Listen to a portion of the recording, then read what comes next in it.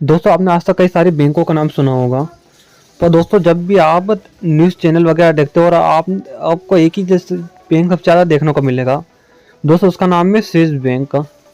दोस्तों Swiss bank का नाम सुनते ही आपके दिमाग में वो लोग आ जाते हैं जो बाहर से पैसे चुरा चुरा कर और टैक्स बचा कर अपना पैसा विदेशों में पहुंचा देते हैं। हाँ दोस्तों, उसमें कई बड़े बड़े नेता, पॉलिटिशियन और आते हैं जो किसी भी तरह काला काला पैसा कमाकर लोगों से लूट लूट कर पैसा कमाते हैं और यहाँ बचने के लिए यहाँ से लेकर स्विट्ज़रलैंड में छुपा देते हैं स्विस बैंक में। और दूसरे आते हैं कई बड़े बिजनेसमैन जिनके पास पैसे कोई कमी नहीं होती, पर वो अपना इनकम टैक्स बचाकर उसे भी छुपा देते हैं स्विट्ज़रलैंड के बैंक में। दोस्तों बात करें स्विट्ज़रलैंड की, स्विट्ज़रलैंड की पहली बैंक साल 1713 में खुली थी, लेकिन पिछले कुछ वक्त से आज के टाइम 400 से ज़्यादा बैंकें वो खुल चुकी है स्विट्ज़रलैंड में। और दोस्तों आज के टाइम पे जो भी आदमी भारत या दुनिया कौन सा भी आदमी हो, वो अपना ब्लैक मनी छुपाने के लिए एक ही जगह चुनता है, वो है स्विट्ज़रलैंड स्विस बैंक। क्योंकि दोस्तों यहाँ पे सिक्योरिटी इतनी ज़्यादा रहती है कि कोई भी वहाँ पे उसको खतरा नहीं दिखता। दोस्तों साल 1958 में स्विस बैंक की स्थापना करी थी, जो आज हर आदमी की पसंद है। अब दोस्तों आते हैं मेन बात पे कि आखिर जो स्विस बैंक है आखिर काम कैसे करती है, इसका तरीका कैसा रहता है। तो दोस्तों अब हम आपको ये बताने वाले हैं इस बैंक के तरीके के बारे में, किस तरीके से ये बैंक काम करती है और आखिर क्या कारण है कि इस बैंक को पूरी दुनिया से अलग बनाया जाता है और क्या कारण। चलो दोस्तों शुरू करते हैं। दोस्तों स्विस बैंक की बात करें तो ये पूरी तरह से सिक्योर है पूरी दुनिया से। और दोस्तों इसके बैंक की जो पर्सनल इंफॉर्मेशन वो पूरी दुनिया से छुपाई जाती है। इतनी ज़्यादा खतरनाक रहती है इसकी सिक्योरिटी कि जो वहाँ पे काम करने वाले कर्मचारी तक रहते हैं वो तक उसके बैंक अकाउंट के बारे में मालिक को पता नहीं कर पाते। दोस्तों ये अपनी जानकारी किसी को भी नहीं बताते, फिर चाहे वो कौन सा भी देश हो, अमेरिका, यूके, चाइना, इंडिया, भले कोई भी हो, ये हमेशा अपनी जानकारी छुपा के रहते हैं। दोस्तों आज तक कई बड़े बड़े देशों ने स्विट्ज़रलैंड पे दबाव बनाया है जानकारी निकालने के लिए, पर स्विट्ज़रलैंड कभी किसी के सामने नहीं झुका और वो आज तक डट के खड़ा हुआ है। और दोस्तों कई बार तो स्विट्ज़रलैंड के जो गवर्नमेंट है उसने भी स्विट्ज़रलैंड पे दबाव बनाया था, पर स्विट्ज़रलैंड ने साफ मना कर दिया अपनी जानकारी बताने से, जिससे आप समझ चुके होगा कि स्विट्ज़रलैंड की बैंक ये कितनी सिक्योर है। दोस्तों ये अपना काम ज़्यादा तो कोड से करते हैं। हाँ दोस्तों, आप कोड अपने मोबाइल का कोड नहीं दिए, दूसरा कोड देता है।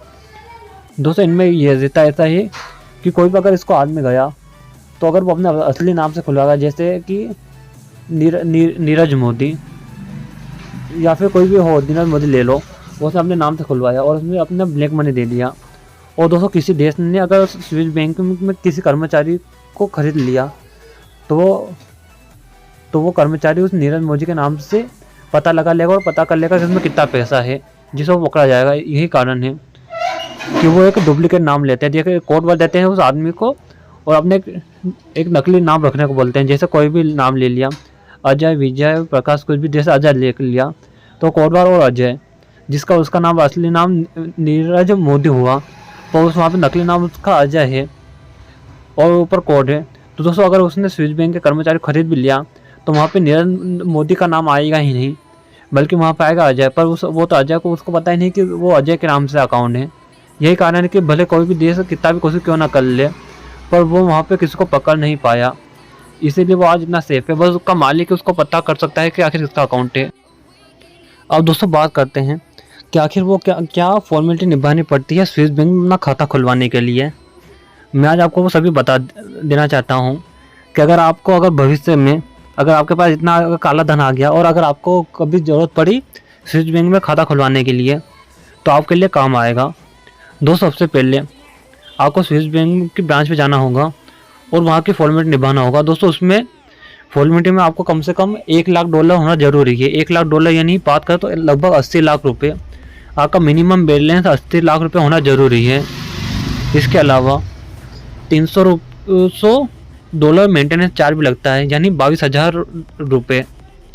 इसके अलावा वो कई सारी फॉर्मेलिटी भी निभाते हैं और दोस्तों अगर आप उसमें पैसे सेव करना चाहते हैं तो वहाँ पे स्विस बैंक में करेंसी में वो जमा होंगे, भले आप इंडियन रुपीज़ वगैरह कुछ भी दो, पर वो इंडियन रुपीज़ से स्विस बैंक में कन्वर्ट होंगे। यानी आप रुपीज़ में की जितनी वैल्यू होगी उस हिसाब से स्विस में कन्वर्ट हो जाएंगे और आपके अकाउंट में रहेंगे। और दोस्तों इसके बाद मैंने आपको जानकारी दी थी कि आखिर वो कोड वर्ड रहता है, वो आपको एक कोड वर्ड देंगे। इसके बाद आपका एक नकली नाम रखने को बोलेंगे कि आप अपना नकली नाम रखो, और नाम रखने के बाद वो नाम ही आपका वहाँ पे चलता रहेगा। और दोस्तों इसके अलावा अभी भी कई लोग उसमें खाता चला रहे हैं। दोस्तों ये थे वो जानकारी जिससे आप अपने स्विस बैंक में खाता खुलवा सकते हो। क्योंकि दोस्तों अगर भविष्य में कभी करोड़पति अरबपति बन भी गए तो ये बहुत ज़्यादा काम आएगा स्विस बैंक आपके लिए, क्योंकि स्विस बैंक ब्लैक मनी छुपाने के लिए बहुत ही ज़्यादा अच्छी जगह है। लोग दोस्तों बाद के साल 2018 के टाइम पे भारत और स्विट्ज़रलैंड गवर्नमेंट में कॉन्टेक्ट हुआ था ब्लैक मनी के लोगों के लिए, और उसके बावजूद स्विस गवर्नमेंट ने कुछ खास जानकारी नहीं दी। और दोस्तों इसके अलावा अभी भी 2014 के बाद से भी अभी तक हज़ारों बैंक अकाउंट खुल चुके हैं स्विस बैंक में, और लोग वहाँ पे पैसा जमा करवा रहे हैं। दोस्तों आप भी कमेंट बताएं कि आपके पास कितना ब्लैक मनी